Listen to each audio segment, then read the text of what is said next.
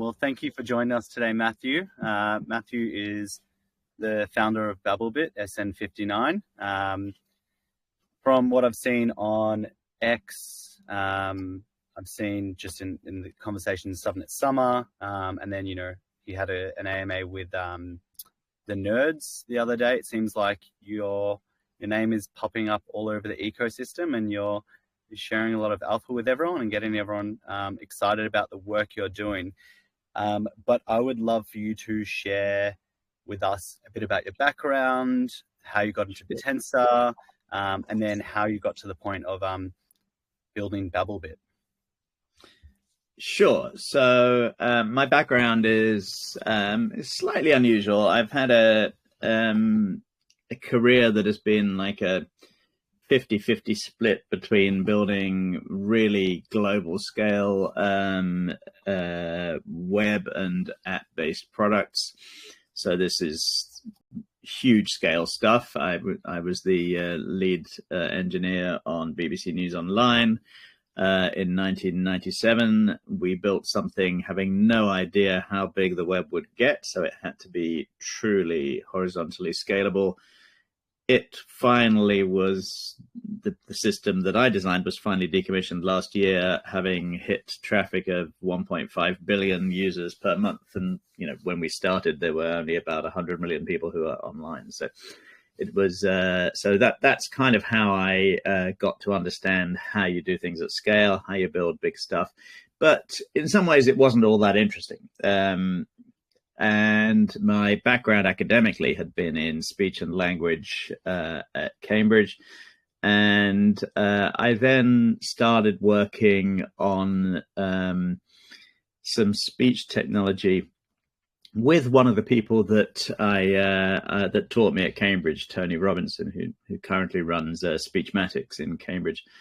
Tony was just about the first person to apply neural networks to speech. So I had it in mind that neural nets were the right way to process speech going back 30 years.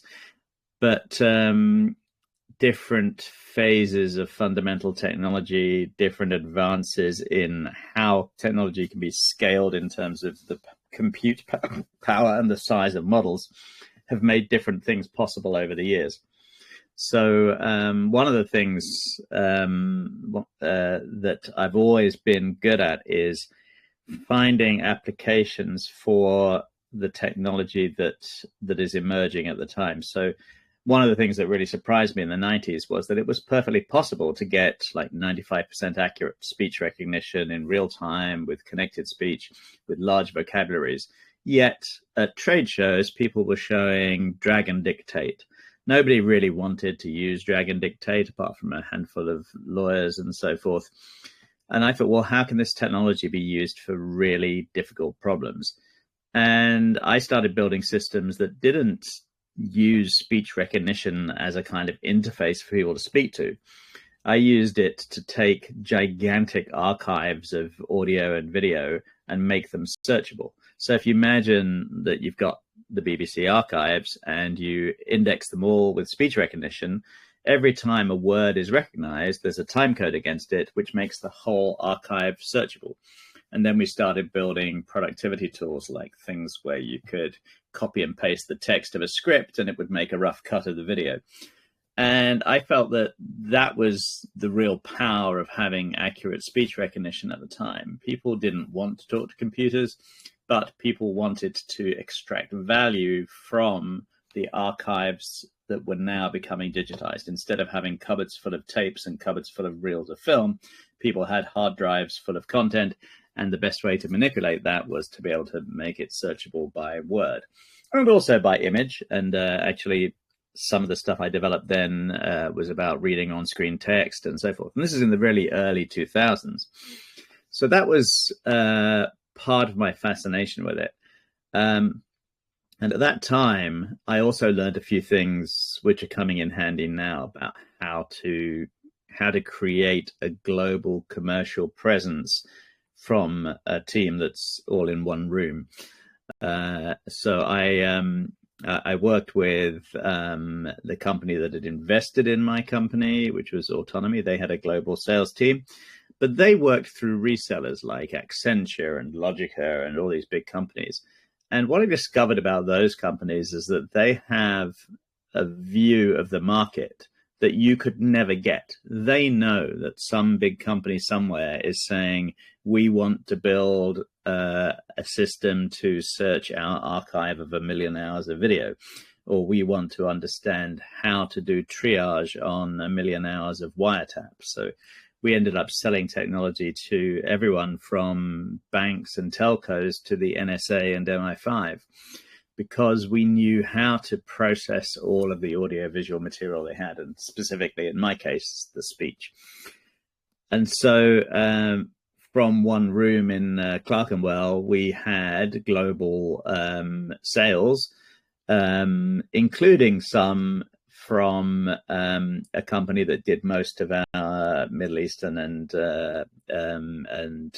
Indian and African sales. And I'll come back to that in a minute because it's very pertinent to how I got into Bittensor.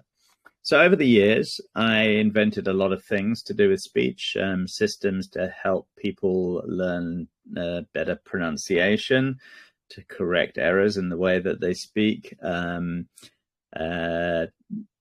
Josh, our chief scientist, and I developed a system to clean up noisy speech. So when people start to go deaf as they get older, one of the hardest things to do is to recognize what someone's saying in a noisy room. But the sound that they're listening to for a healthy person is perfectly discernible.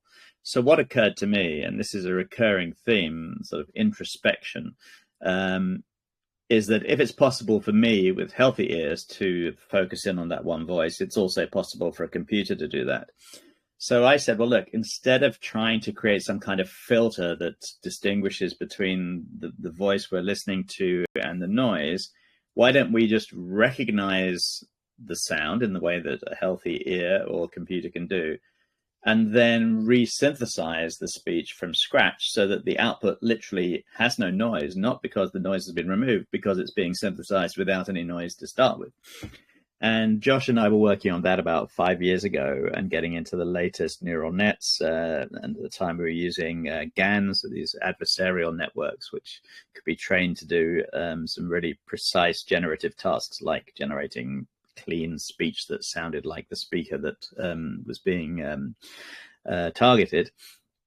But I had a problem with it. Our investor was interested in getting super fast results and was saying, well, you know, you'll have to design a whole new network architecture to do this simultaneous recognition and synthesis. We haven't got the money or time to invest in that. So I just left. About 2 years later, Josh got in touch with me to say, actually, they've started doing it your way and it's going really well. The speech that's coming out is really, really clean, but there's a lot of errors in it and we need to do a lot more training. And I said, oh, well, yeah, that's great. I'm glad that it worked out. Shame they didn't agree to do it my way 2 years ago, but I'd moved on. I was busy doing other things. And then I pointed out that one of the problems I identified at the start was still not solved. So if you're recognizing something, putting together the new speech and resynthesizing it, including taking the features of the original speech and making it sound like the same person, that you'll never get the latency down low enough. It's always going to be like half a second, which is probably a bit too slow for something like a hearing aid. And then another year or so on, so this would be, I guess, summer 2024, Josh called me again and said, hey, we fixed the latency problem. And he said, we've got it down to 25 milliseconds. And I said, how can that be possible? How can, you know, if you break speech up into phonemes, which are like subsyllables, the sounds we make, you know, if I say Babelbit, it's the b, the a, the, you know, the b, the e, all of those sounds, those are phonemes. And in English, there's around about 10 phonemes a second. So 10 a second is about 100 milliseconds per phoneme. So how can you possibly recognize those and resynthesize them in 10 milliseconds? You know, you're doing it faster than recognizing one phoneme. And he explained the maths to me, and he's a very good mathematician. I'm not a very good mathematician. And he had to explain it to me about 5 times, and eventually the penny dropped. I said, "Oh, I see. You're just guessing what comes next." And that suddenly opened up a million ideas in my head. So this was obviously in the field of signal processing. Now, Josh is one of the low latency signal processing gurus on this earth. He was the architect that worked with Charlie Steinberg on Cubase, who turned Cubase from a sequencer that just controlled synthesizers automatically into a recording studio that you could literally listen to 24 tracks of what you just recorded and play on top of it without any latency. So there's no lag. So it literally sounded like you're playing with the other musicians, even though they're on tape. And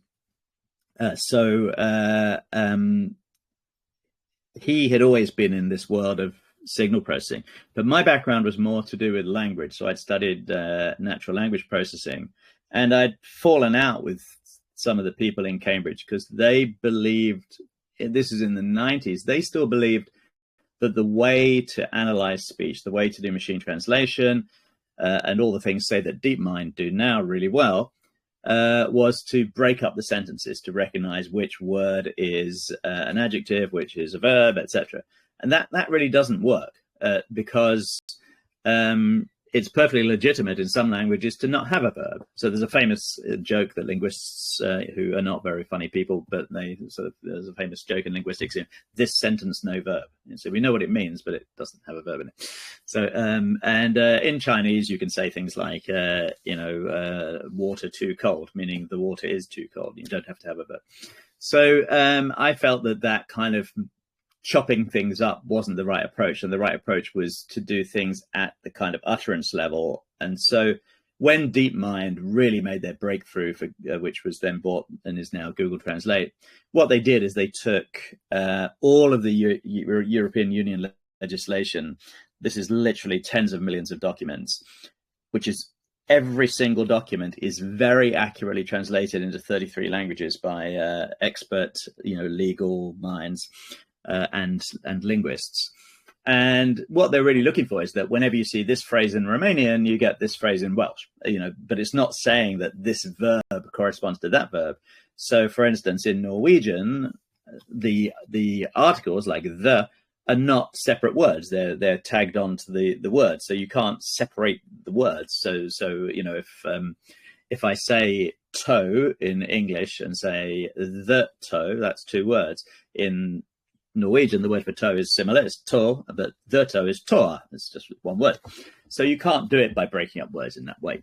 You have to do it and say, what does this utterance mean? What does it mean? And how do you express that in another language?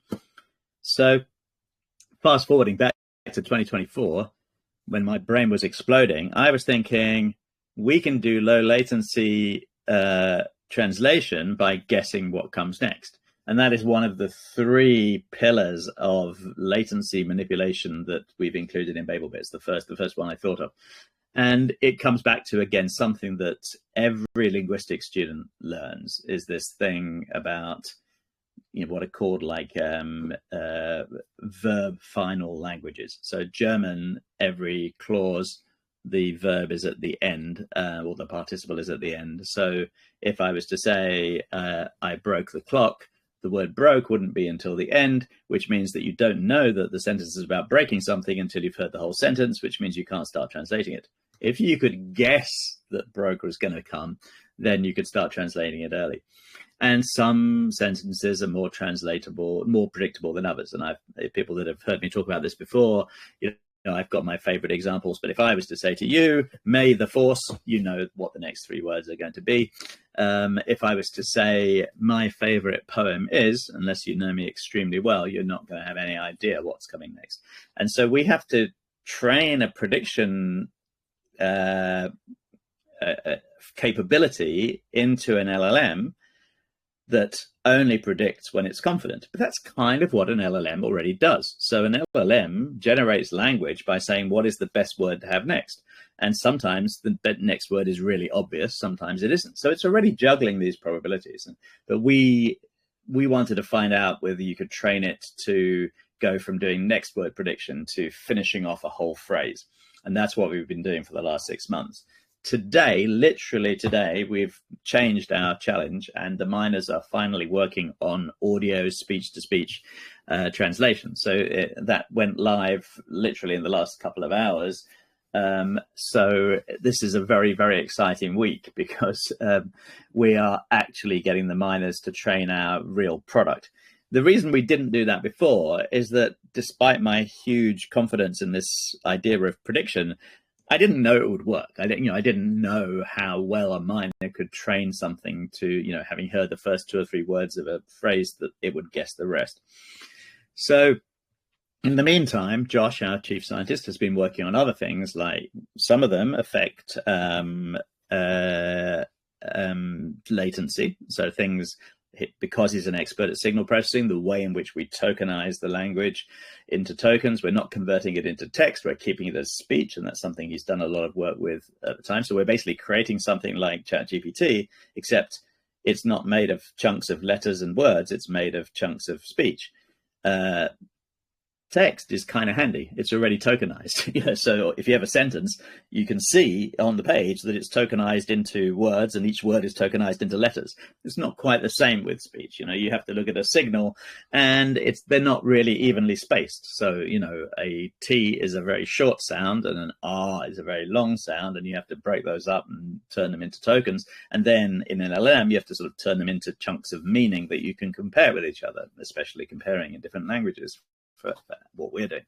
So our kind of workflow is that Josh and I and Mika, who we hired because of his Bittensor expertise, but actually he's also a natural language guru, we kind of invent new ways of doing translation. And then instead of doing the usual thing that inventive programmers do, spend 2 years turning them into something workable, we lob them over the fence into the subnet, and the miners turn them into something useful.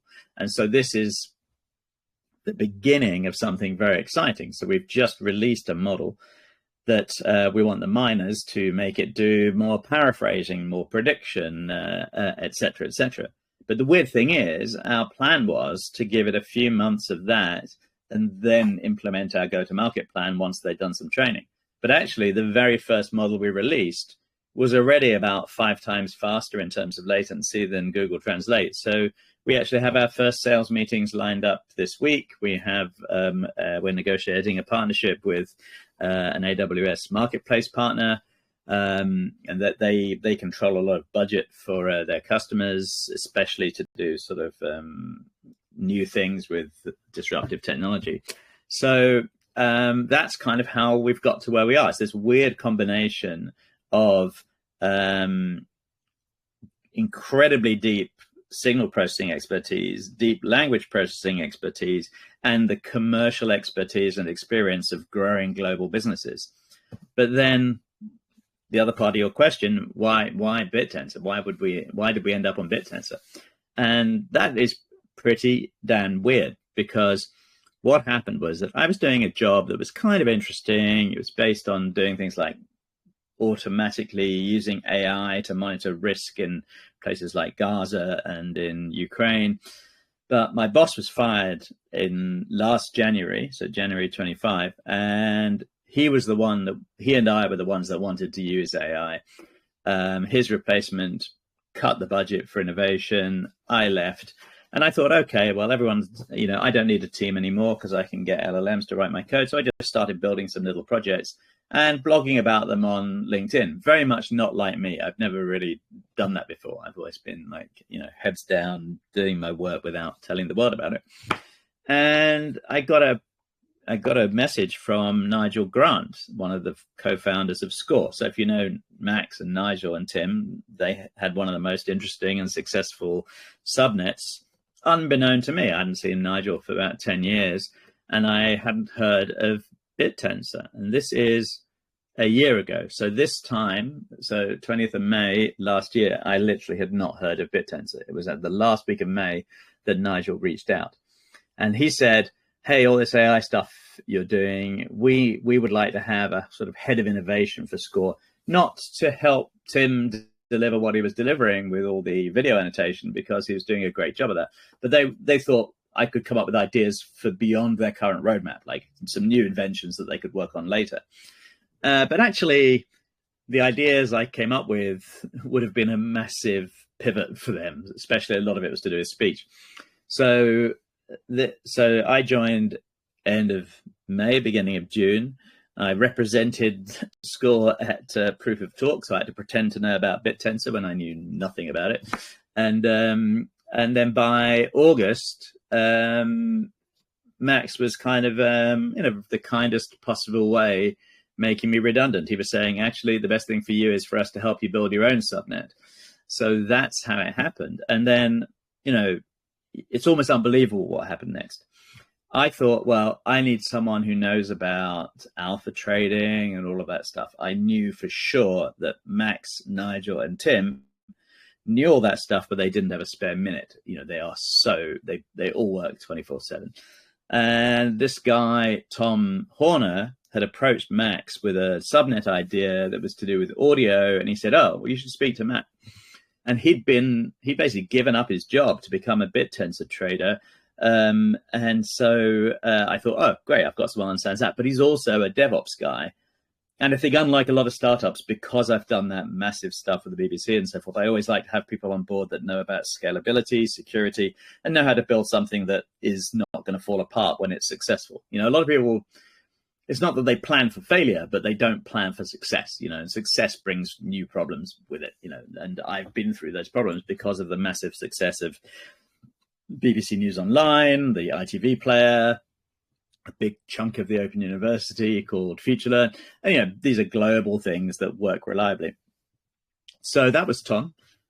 And that brings me to another weird coincidence, because my frustration with SCORE, as well as them working so hard that I didn't have time to hang out with them much, all four of the founders live on different continents. It's not that they're not in the same town or country. Peter, their chief scientist, is in Connecticut. I think he's maybe doing his own subnet now as well. Max, you all know, lives in Paris. Nigel lives in Dubai. Tim lives in bloody Brisbane, Australia. So, to get a meeting with more than one of them at a time is impossible. Tom, it turns out, he'd approached Max. They didn't know where they were, the other was from. It was typical modern digital communication. You're doing something interesting. I'm interested in it. Let's talk. Turns out he lives in literally like the next village from me. He lives in a sub-district of East Surrey called Tandridge, which I also live in. This is just astonishing. Then Josh had been doing this incredible stuff with low latency speech processing, and caused me to say, they're actually closing the company down. Is anything interesting going on? I said, well, as it happens, yeah, I think there is. And he lives so I moved out here to stay near enough to Clapham in South London, because my daughter was still going to school there. So we're not in South London. We're about 40 minutes away, but that is where Josh lives. He lives in Clapham, which, I live in a place which I deliberately chose to be commutable from Clapham. And then the final thing, we thought, Josh knows all about how to invent cool new kinds of neural networks, which we need. I know about bringing new technology to market. Tom understands about alpha trading and about scalability. We really need someone who knows how to build a subnet. And SCORE had a good relationship with some of their miners. So Max has a great kind of tone with miners. It's like, if they're cheating and using exploits, he doesn't tell them off. He tries to bring them to bring them out of the dark side and do useful work. He's a genius at that. And one of the one of the mining firms, Tensora, that a lot of people know because they're kind of moving out of mining and doing stuff that's, I guess, closer to what Taostats do. They're creating tools for the whole community. One of their miners wanted to leave and do some more interesting work, Mika. Now, Mika is French, from Nantes. Tensora are from Manchester. So I thought, oh, well, you know, at least it's not Brisbane, at least it's not Connecticut. But it turns out that Mika doesn't live in France or Manchester. He lives in West Surrey. So, you know, we live in East Surrey. He lives in West Surrey. But, you know, it's a 40-minute drive, and we can actually meet up. So for an old git like me who likes to be able to use a whiteboard in a room with people, we can literally do that in a way that Score can't, you know, and have a brilliant scorer. It would be frustrating for me because I'm definitely a whiteboard kind of guy. So that's how we ended up where we are. And I guess the most important thing is what we've learned since.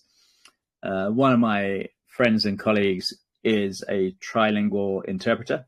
He is a French, Russian, English interpreter. So he would be literally the guy working for Sarkozy when he's in a meeting with Boris and Putin, and he would be literally translating everything they say into French in real time. And I said to him, well, you know, how would your job change if like Google Translate was 10 times as fast? He said, oh, that wouldn't be any use to us at all. That's not what we do. And he was the one that started schooling me on what interpreters really do. And for them, the gold standard of an interpreter is not the gold standard of translation.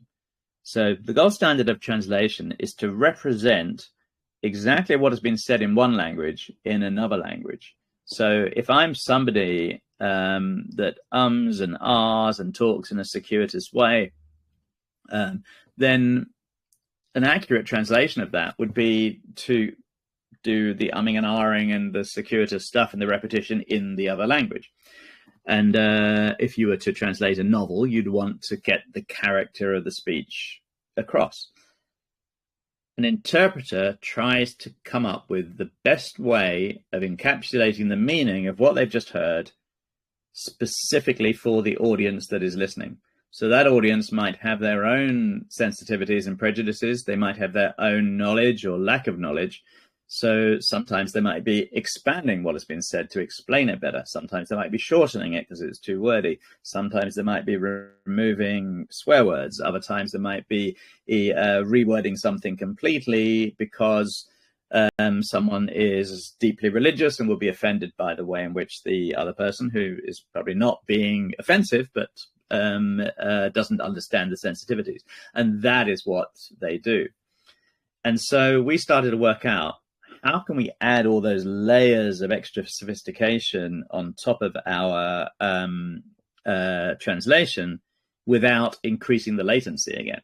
So if you were to do that with Google Translate, you'd either post-process or pre-process. So you'd either say, oh, it's got swear words in, let's remove the swear words, then translate it, or you'd translate it with the swear words, then remove them afterwards.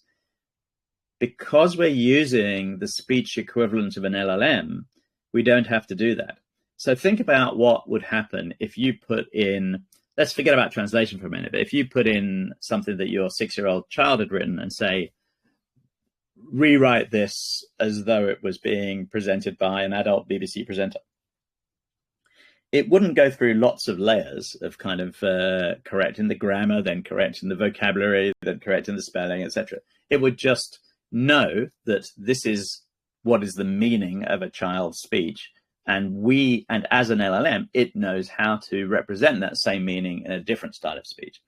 And so that is what we're doing. And I don't know if you've seen it. I created a little canned demo showing paraphrasing with English to English, because I thought not everyone speaks more than one language. So to get the meaning across of what we're doing, I'll make this little demo.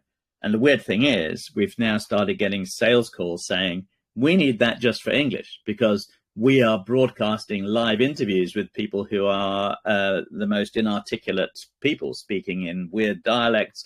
And we want that to come out, at either in clean English or with subtitles in highly grammatical English.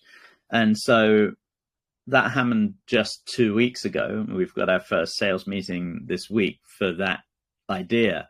And it was just a demo, but Josh has built a working version of it. And when he was showing it to us, literally the sprint review before last, so Friday before last, we were all thinking, hang on, I thought we were doing translation, can't you just output the input if you're not doing translation? But when we started to realize that one of the input ones was something in some sort of northern dialect that, I lived in the north for 10 years, but I still didn't understand what this guy was saying. And it came out in perfect, like BBC English. And Josh, a couple of days later, said, I know what it is we've built. This is Grammarly for speech, And so we kind of got a new product just by trying to explain our old product. So that's where we are. And it couldn't be more exciting. It's just incredible that in 6 months we've gone from worrying about what I would do without having Max and Tim and Nigel supporting me to having a most incredible team that are all around the corner. And we're starting to build a really great community of miners. I mean, I do really envy Score's community of miners. They've really, the last year, especially since devising, the pivot they've made towards Monaco, this is this vision where every CCTV camera in the world is creating a data feed. I mean, what the miners have done to that is just extraordinary. They've taken these video annotation networks and pared them down to run faster and smaller in tiny amounts of memory. And, we need those guys to be training our network. And so today I've just been writing a new README, which is not totally geared towards, I guess, the traditional miners, because we want new engineers to become miners. We want to say to the best speech engineers in the world that there's this new way of getting rewarded for your work. So the title is Big Rewards for Creating the Best Automatic Speech Interpreter in the World. And we're not going to, in the initial thing, start talking about crypto and emissions. We just want to say you can make money from doing clever stuff, because we want to get a new cadre of engineers into this. Anyway, I've given a very long answer to that question. I hope that was good, but I guess we need to leave time for other people. I don't have a hard stop at 6, so feel free to ask whatever you want to ask. Ask me anything. Thank you. Before you get on to, I ask some questions from the community, I actually want to ask yourself, so it sounds like when it's English to English, that you're now looking at an angle that's, I guess, socially and culturally sensitive in terms of that translation, even though it's the same language. Yeah, exactly. How do you incentivize miners to figure that part out? And is that in the new competition? Yeah, so like all Bittensor incentive mechanisms, the validation has to lead the miner towards the goal. So the first thing that miners do when they're entering a new competition is to look at the scoring algorithm in the validator. So the scoring algorithm there is something that has existed for a long time, but actually it's an area of natural language processing that has ramped up incredibly in the last 2 years. So there have been all kinds of algorithms to measure the sort of grammatical quality of language, but by far the best tool for doing that is an LLM. So we're using, so at that stage, we're not using our speech LLM, we're converting it into text and using what's called an LLM judge. And that actually goes back to the work I was doing before my boss was fired and I left that company. So at the time, I was taking things like wire reports about missiles landing in Kiev and about drone attacks and this and that, and I was creating a data feed that kind of scored them. It would say it would create numerical data from these very disparate descriptions. So it would do things like calculate, by knowing what kind of missile it was, it would calculate the impact radius and all of these different statistics. So that's kind of what we do with this. Is we take So LLMs, because they have such huge corpora of languages in different dialects, we trust that the LLM will understand the input, and then we compare the output with two different things. We say, does it represent the meaning of the input, and is it of the kind of language that is succinct, erudite, and of a quality that we want to output? So that's basically what we do, is we create an LLM judge that gives numeric scores to those two different aspects of what the miners have done. And the miners have to train the network to be able to do that reliably for any kind of input and output. That's very impressive. It's a lot of fun. Yeah, I think there needs to be an article put out about that specifically. That's pretty mind-blowing. I will ask some questions that have been written into the group. The first one is this subnet MOG or MOG? I'm not really sure about that, but maybe you understand. Oh, I see. So MOG is an investor in our company. He's a shareholder, and he's also on our board of directors as a non-executive director. So one of the things that, even with Mika's profound expertise at manipulating the Bittensor ecosystem, having someone with MOG's breadth and depth of experience on board means that it's kind of like my substitute for having Max around. You know, it's someone I can ask. They've seen it all. They've done it all. And he's kind of on the payroll. So MOG's been fantastic. He started off, I think it was our second or third ever meeting. Actually, I'd met him in Paris as well last year, but he was quite interested in what we're doing. We had a couple of meetings, and I said, well, you know, would you be interested in being an advisor? But he also knew we were raising money, and I didn't mention that side of it. And he said, just to tell you, I'm not doing any subnet investments, and certainly not any equity investments this year. And about 15 minutes into the meeting, he said, actually, I'm wrong. I might invest in you. And I thought, wow, that's great. He literally went in thinking he's not going to invest. And when he heard, I think it was things like hearing about, because we'd never really spoken much about all the paraphrasing and stuff. We talked a lot about prediction, but the idea of creating a machine interpreter that is a different thing from a machine translator, I think that really appealed to him. It's a really human thing. And he's I guess a lot of people on here know him. He's just a fantastic guy. And, we couldn't be happier to have him on board as a lead investor, a shareholder, and a director. Incredible. I think that's it's a massive compliment, especially 15 minutes into the meeting. I'm also impressed. Just hearing everything you have to say. And I guess I was going to ask you at another point how you're going to compete with Google and Microsoft, but it sounds like there isn't a competition because they're more on the translation side, and you're going to go more into the. They are, and they are looking. There are some. We keep an eye on all the research stuff, and actually, one of the weird things about modern companies is they do tend to publish, even quite sort of, early stage secretive research. They are doing some stuff with tokenized speech, but they're not, as far as we know, none of their experiments are to do with aggressive prediction. None of their translation products are to do with paraphrasing and changing the way something's expressed. It's not to say they won't ever do that, but one of the things we've realized, and one of the things people keep asking me is, will you still need miners in 3 years' time when you've cracked it? Well, we will, because the best way to get prediction and paraphrasing right is in a very culturally sensitive way. So say we had a deal to do all the internal comms of an international law firm.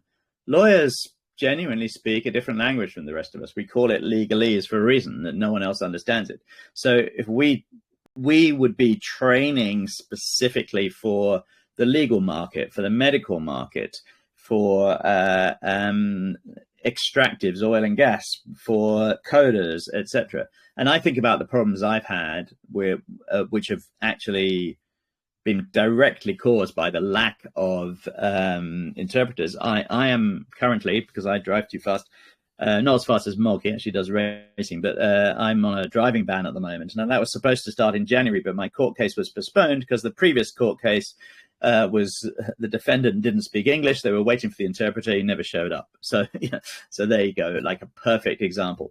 I was in bed in hospital 10 years ago next to someone. No one in the hospital even knew what language they spoke, let alone finding a doctor and an interpreter that could understand them.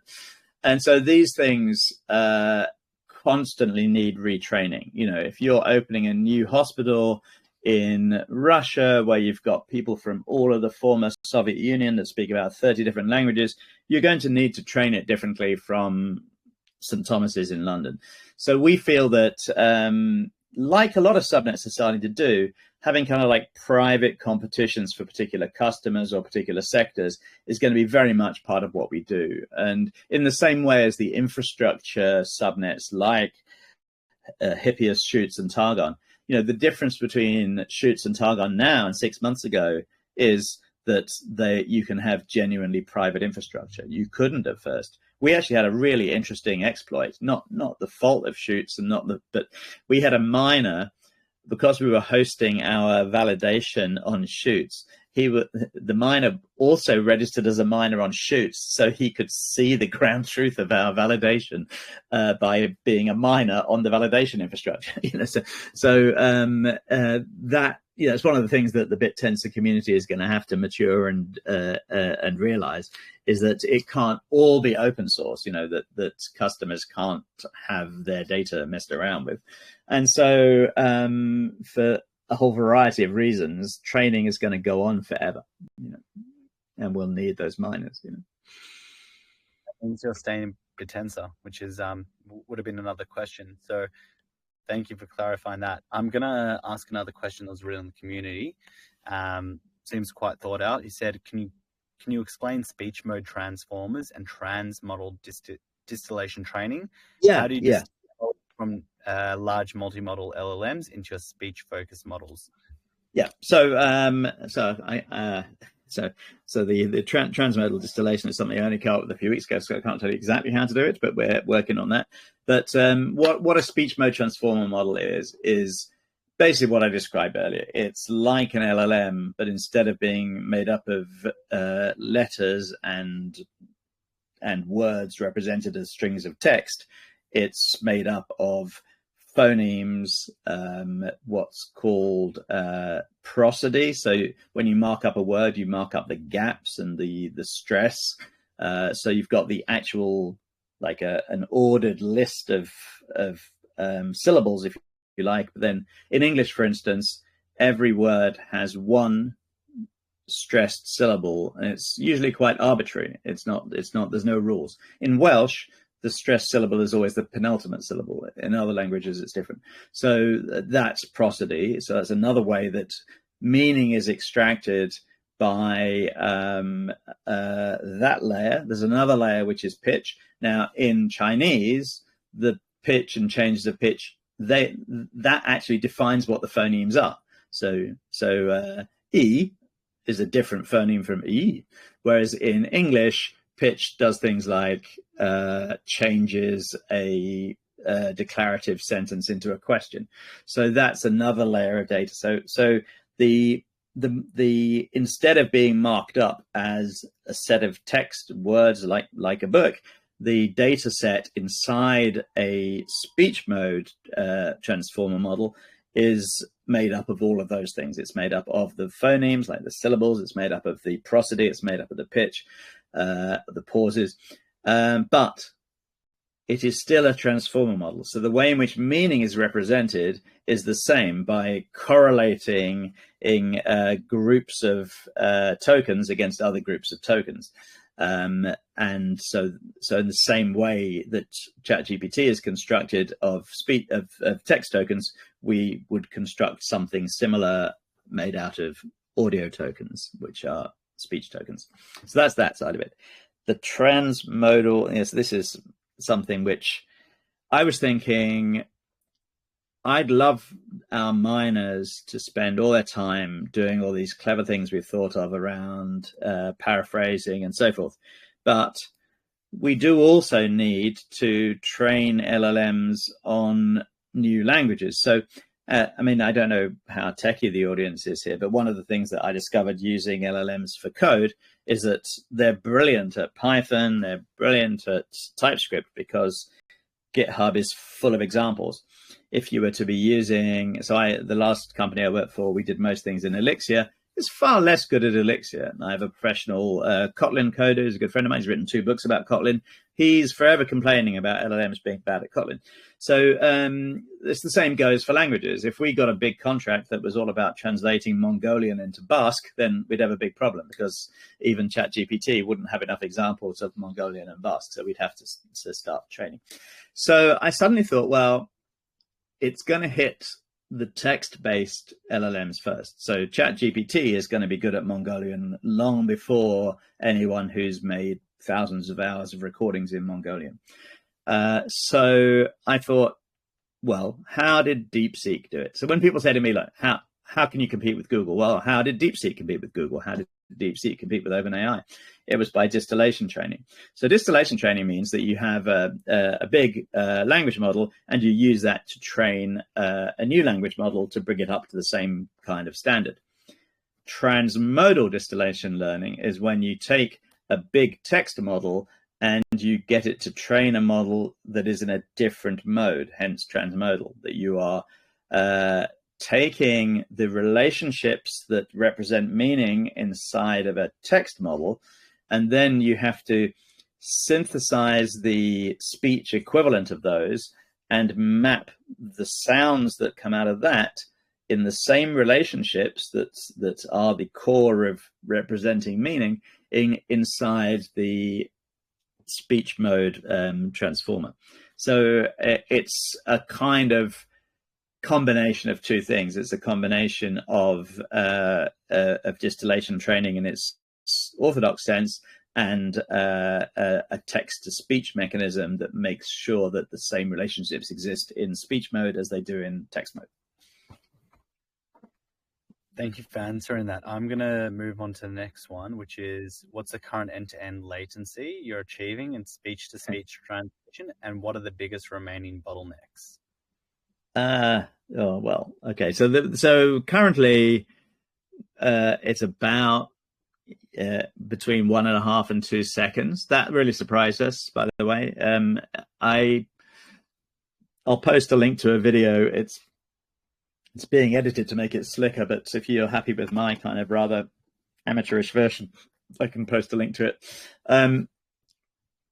Which basically puts us back to back on against Google Translate, and we were quite surprised. We thought we'd be between 2 and 3 seconds, and Google Translate would be, around about 5. As it turned out, we were about 1.5 to 2 seconds, and Google Translate was between 6 and 7. So it's a pretty big disparity, and that was using the nearest thing that Google had as a kind of core product at the time. So they don't do speech-to-speech on their web product, but on their on a Pixel, you can do.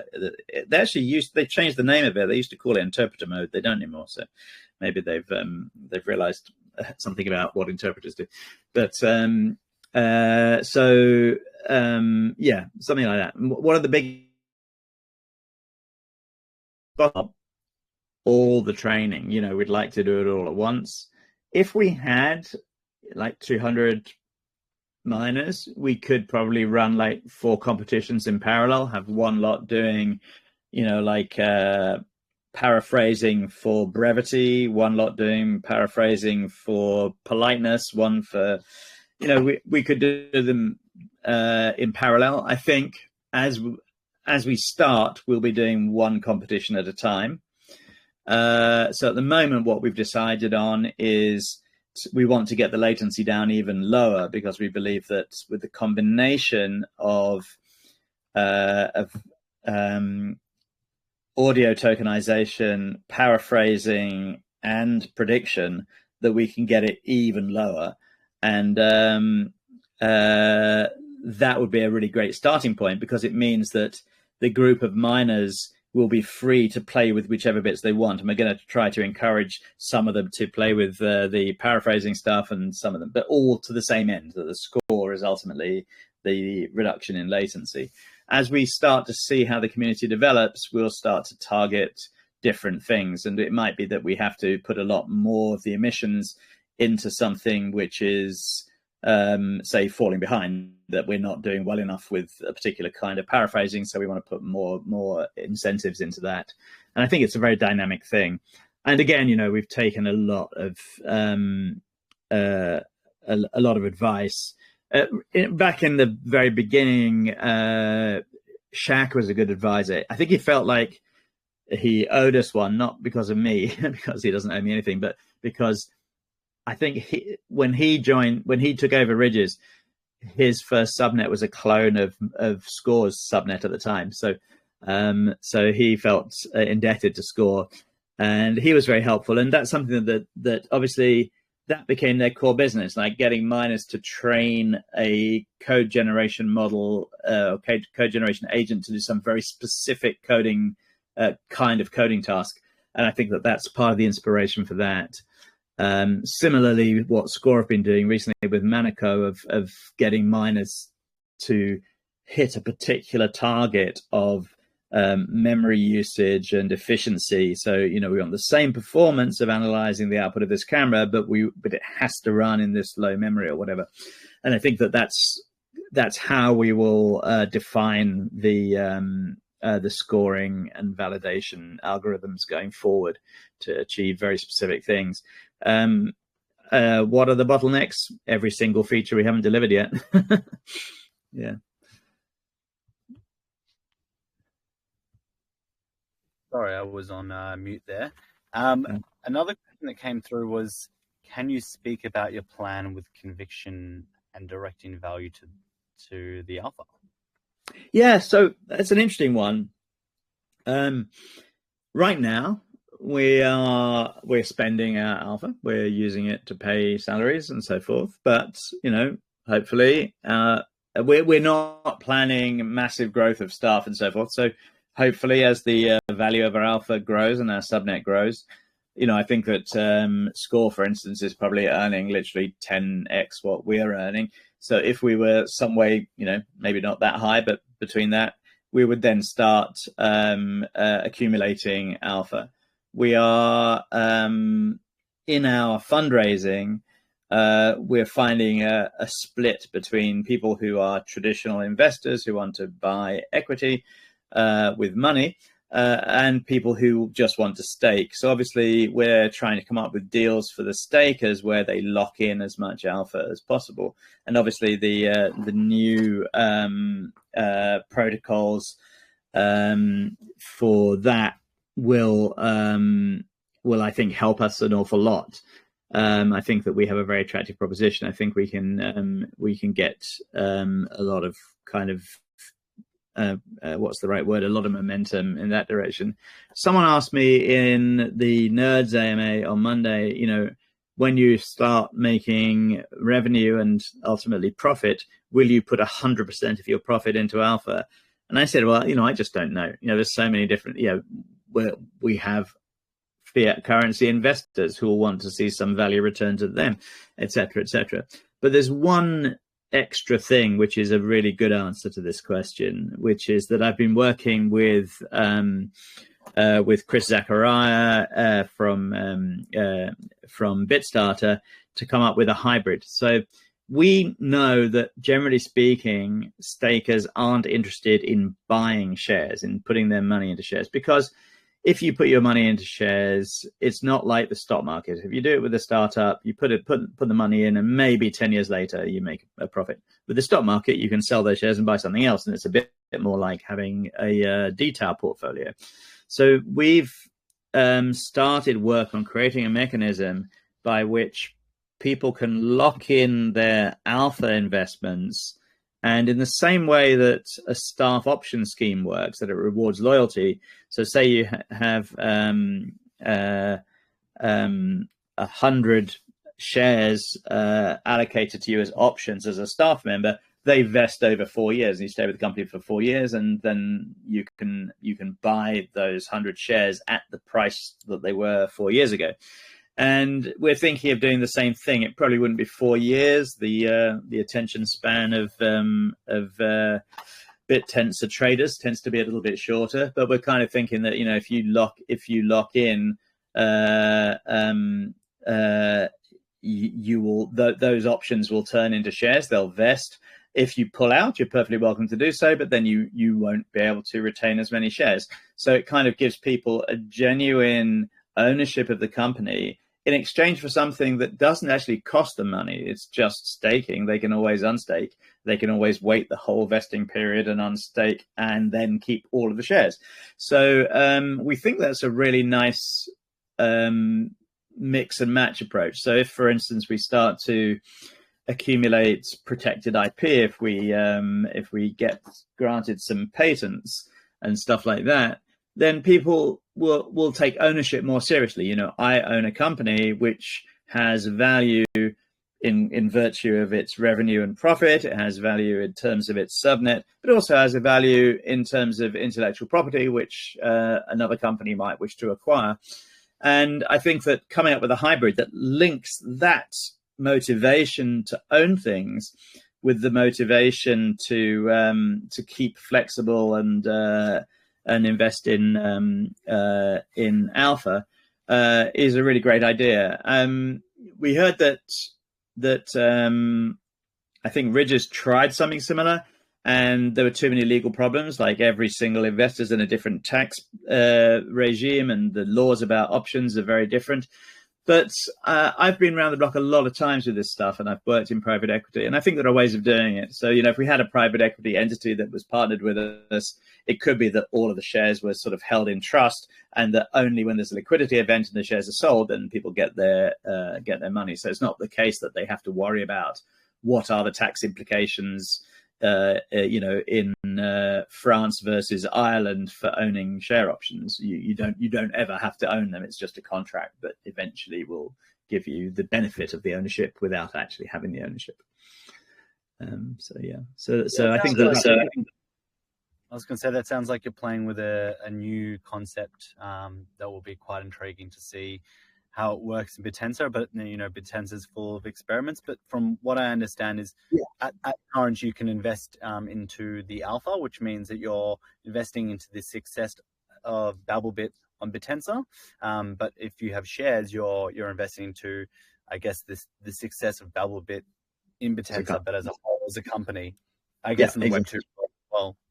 Yeah, exactly. The fact is that in order to sell software, you have to behave like a software vendor. And there are, I think there are some subnets that are going to find it very hard to trade outside of their community, that people won't understand. Getting people's head around the decentralized services is one problem. But, in the speech tech market, which I know very well, there are people who will never let their data off their own infrastructure. So, we could implement a SaaS service on Targon, but there are some people that will just say, no, it has to be not on the cloud, but it has to be on our premises. If we're selling this to security services, to certain kinds of companies, and that's very normal. But also, anyone that's been involved in sales and building up a global sales operation, you have to remove every single obstacle. Sales is a numbers game. Everyone that's been a door-to-door salesman knows that you have to knock on 100 doors to make a sale.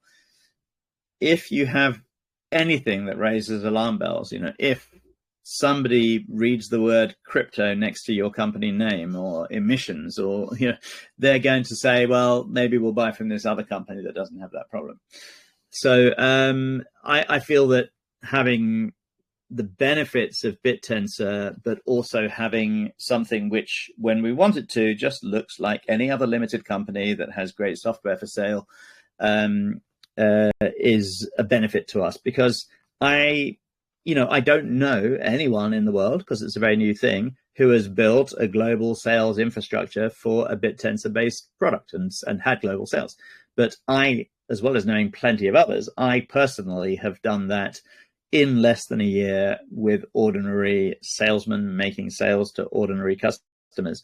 And so I have to stick with what I know will succeed. And but I'd like to think that we have a win-win, and we get it both ways. We have our cake and eat it too.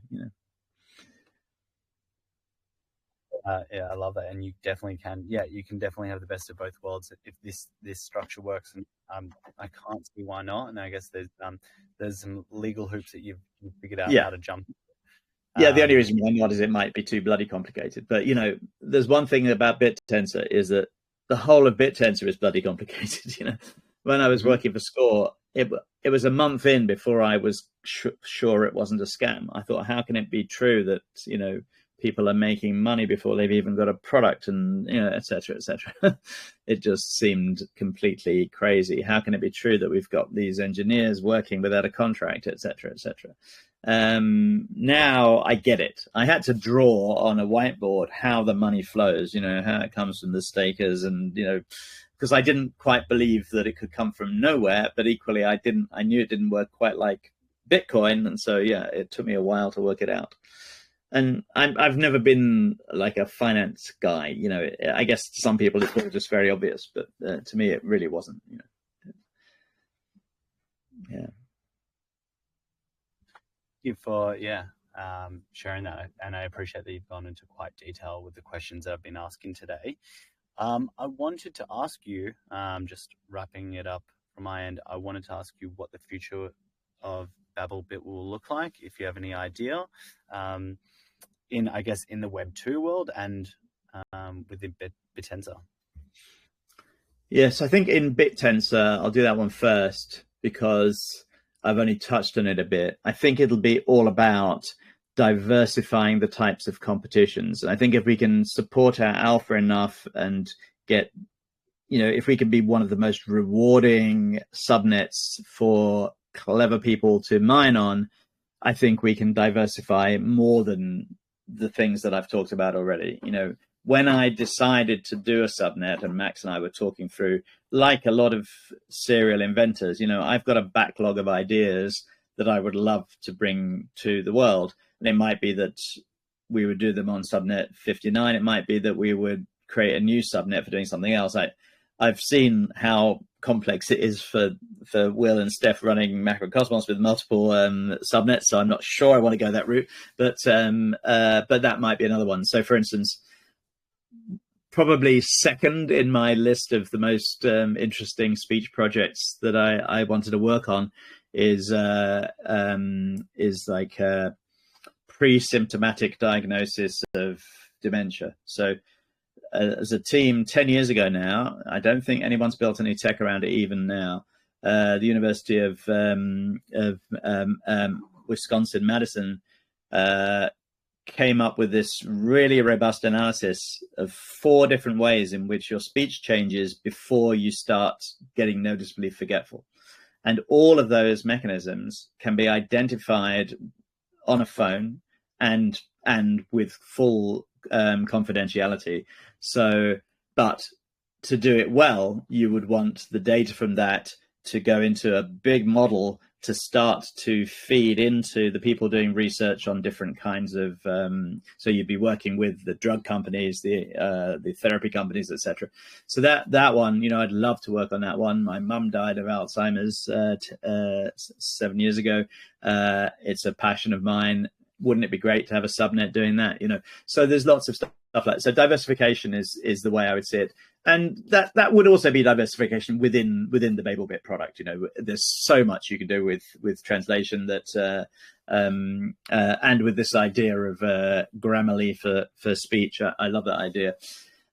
So that's Josh and I have built speech education products before this. That direction, the Grammarly direction, could go that way as well. In the limited company approach, that's kind of interesting because when companies succeed and they grow, so if I look at, I've known Tony from Speechmatics for 30-something years. I think Speechmatics launched about 20 years ago. I remember when he went from 18 staff to like 200 staff, and it was growing faster and faster. It becomes a different beast. So he, for instance, resigned as CEO and became chief scientist because he knew that the CEO had to be focused 99% on business and only a bit on product. He wanted to carry on inventing things and working on product. So for me personally, I could see that if the limited company part became huge and was, a global corporation with multiple offices, that I would also demote myself, or I don't know if it's demoting myself, I would make a sideways move. I think even Bill Gates did the same thing. He didn't want to run the business anymore. He wanted to carry on inventing products. So that would be my trajectory. I've been a serial inventor for 30 years, and I wouldn't want to stop that just because I was running a successful company. And actually, Tom, who, is my first hire, I think he really would want to run a company. That's that, so it's like I've already got a successor lined up in that respect. And I think that that's the way it would probably go. Diversification, there's another thing. I think that the best way to do diversification in the traditional company world is to have multiple companies, even if there's an ownership relationship between them, because that's how investment works. So people want something very clean and defined to invest in. They want to say, okay, so stock market commentators would comment on the translation sector. And if you said, oh, well, we do translation and Alzheimer's diagnosis, they'll say, well, we don't know which analyst even to talk to. So that would probably be the way it would work, but in both sides, that you'd start to break it up into other things. But, as a serial inventor, obviously diversification is the big thing for me. I've got more ideas than I can implement. Yeah, I can definitely tell. And I look, if you guys have a successful subnet, you've got shares, you've built all these new mechanisms, ways to innovate on the ecosystem. I think everyone would be happy with, I guess, another subnet or a diversification within Babelbit itself. So yeah, and there's kind of like an abstracted skill set that you build. So we're building a skill set about how to direct miners into creating the thing that your product needs. And that's a generic skill set you could apply anywhere. Once you've worked out how to do that efficiently and how to recruit new miners from the wider community of machine learning experts, people that have never thought about Bittensor. And that's what's coming out in our comms in the next few days. I'm going to be bombarding LinkedIn with stuff to attract people. You can make money by solving speech problems, but I'm not going to mention crypto. I'm not going to mention emissions. I'm just going to say that, in the last 6 months, contributors to our project, between them, earned, say, $300,000 or whatever it adds up to. And I don't have to mention the mechanism. They can learn about that when they join. And I think that's key. And again, I think I learned a bit about that from Ridges. I don't think they kept on doing it this way, but there was a point at which I was really impressed by them, because the front page said, like, the guy who won the last competition won $40,000, but then they created a mechanism where you didn't even have to register on Bittensor as a miner. You could literally just put your Google ID in. They would do all that for you in their software, and you would just do the coding and win the prize without having to know about Bittensor. And I love that. I think that's a great idea. Yeah, I agree. Thank you for joining us today. This video is going to be up on our YouTube within the next 24 to 40 hours. I'm excited to see the response and what people think as well from there. But yeah, we'll stay in touch, and we'll have you. We had you on our spaces recently, but we'll find more ways to bring you closer to the community, and excited to see what you continue.